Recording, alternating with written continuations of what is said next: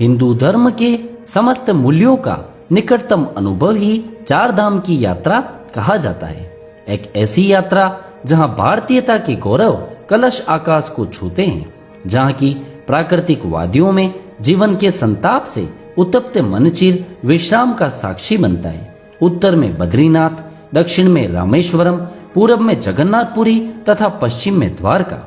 इनमें मानवीय प्रेम तथा श्रद्धा के ऐसे प्रदीप्त शिखर है जहां से शांति और धर्म के नित नए झरने उदित होते हैं तथा जहां आशा और विश्वास के नए फूल उगते हैं। चार धाम की स्थापना आदि गुरु शंकराचार्य ने करी थी।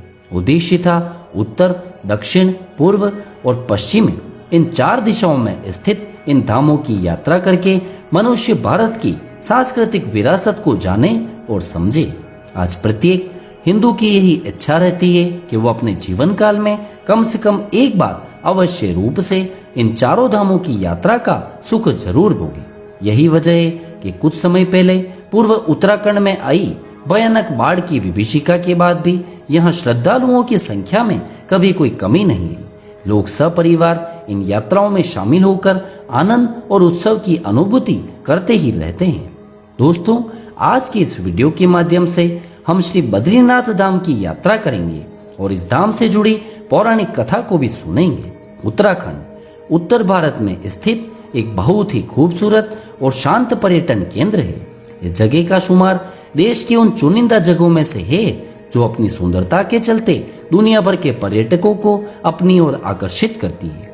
देवताओं की भूमि के रूप में जाने वाला उत्तराखंड अपने शांत वातावरण, मनमोहक दृश्यों और खूबसूरती के कारण विश्व विख्यात है। यहीं पर अलकनंदा नदी की तेज प्रवाह के किनारे बद्रीनारायण मंदिर, जिसे बद्रीनाथ धाम भी कहा जाता है, स्थित है। भगवान विष्णु का यह मंदिर समुद्र तल से 3133 मीटर की ऊंचाई पर बना हुआ है।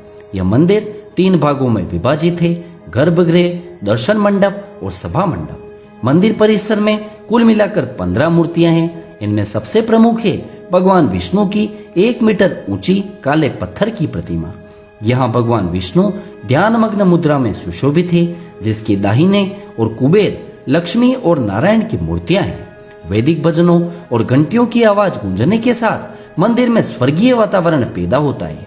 पास ही के तप्त कुंड में डुबकी के बाद तीर्थयात्री पूजा समारोह में शामिल हो सकते हैं।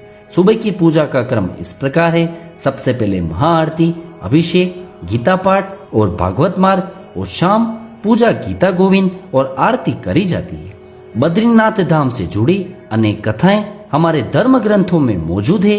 इन्हीं में से एक सबसे प्रचलित कथा के अनुसार एक बार भगवान विष्णु इस पृथ्वी पर तपस्या करने के लिए एकांत स्थान ढूंढते हुए यहाँ अलकनंदा नदी के तट पर पहुंचे। उन्हें यहाँ का प्राकृतिक सौंदर्य इस कदर भा गया कि उन्होंने यहीं पर तपस्या करने का निश्चय किया और भगवान विष्णु यहीं पर ध्यान मग्न हो गए। भगवान विष्णु योग ध्यान मुद्रा में तपस्या में लीन ही थे तो बहुत अधिक हिमपात होने लगा। भगवान विष्णु हिम में पूरी तरह से डूब चुके थे।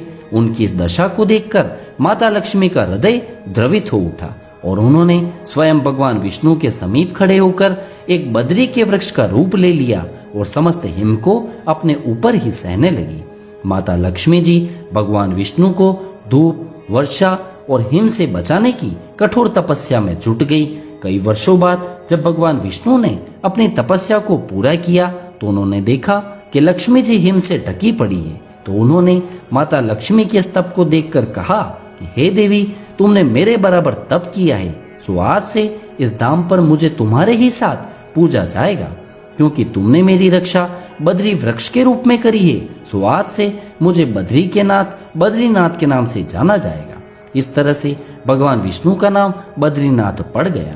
जहाँ भगवान बद्रीनाथ ने तप किया था वही पवित्र स्थल आज तप्त कुंड के नाम से विख्यात है और कहा जाता है कि उनके तप के रूप में आज भी उस कुंड में हर मौसम में गर्म पानी उपलब्ध रहता है।